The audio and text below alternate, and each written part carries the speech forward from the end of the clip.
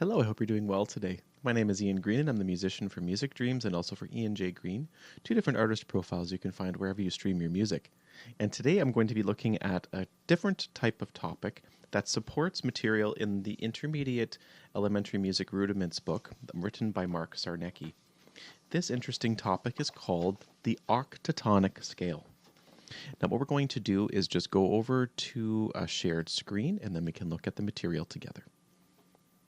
Now, what an octatonic scale is actually a scale that's used in music written by different composers from the late 19th century and early 20th century, including Nikolai Rimsky-Korsakov, Igor Stravinsky, and also Bela Bartok, as well as other composers as well, too. This is an interesting pattern. Just like some of the other scales we've learned, certain music patterns can be used to create a specific sound. For example, in the pentatonic scale, we can take away the major pentatonic scale, we can take away the fourth and seventh notes.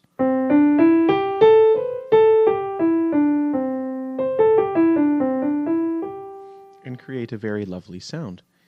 Now with the octatonic scale, this basically means a scale that contains 8 different notes. And the way that composers used and created this pattern, the pattern consists of whole steps and half steps that rotate back and forth. So a composer can either start with a whole step and then follow it by a half step and go all the way up every note within an octave of a scale, or you can do half step going to whole step and back and forth.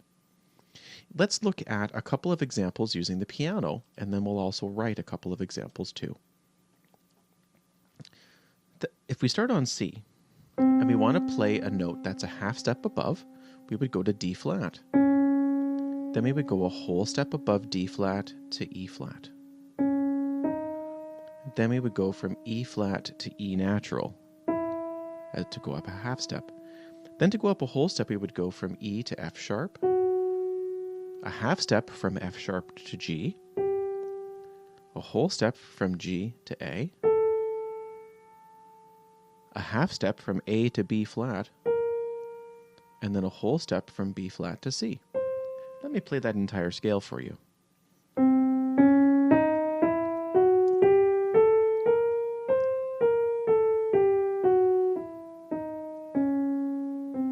So you can see here how it has a slightly different sound than what we might be used to. Now, this is one of those musical theory examples that sometimes I describe to students as being a little bit of musical math or like musical algebra, where we have a pattern that we have to use, but then also by following that pattern and then applying it to certain types of musical notation, you can actually create that same pattern on any note.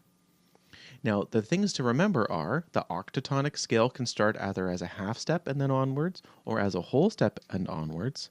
And when we go onwards, that means that we rotate between half step, whole step, half step, whole step, or vice versa, starting with whole step and then half step, whole step, half step. Let's write an example together, which would be on page 36 in the book. Now let's go over to the board here, and we'll write first an F. Now we want to go up a half step, or sorry, it says here up a whole step. So the next note would be a G. Let's go over to the piano just to confirm. We'd have a G. Now a half step above G could be G sharp or it could be A flat. Let's use A flat today. Then up, that's a whole step. Way to keep it organized is to go half steps. So now a whole step above A flat would be B flat. So we can mark that in. Like that. I'll erase that just to make it a little bit more legible. Now a half step above B flat is B natural.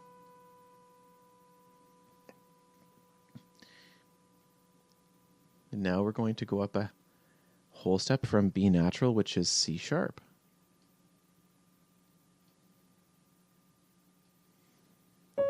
Now up a half step from C sharp would be D. And then now up a whole step from D is E. And now up a half step from E is F. So you can see how whole step, half step, whole step, half step, whole step, half step, whole step, half step. We've gone through the entire scale.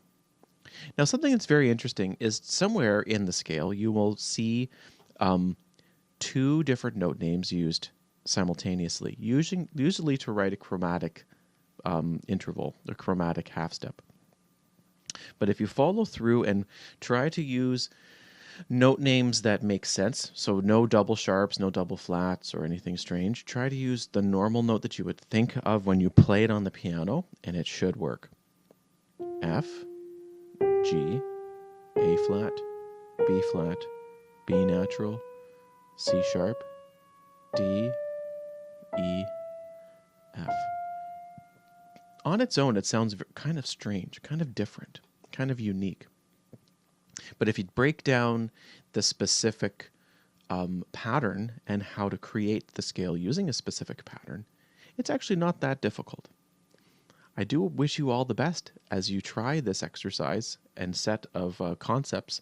Thank you so much for watching, and we'll see you next time. Bye for now.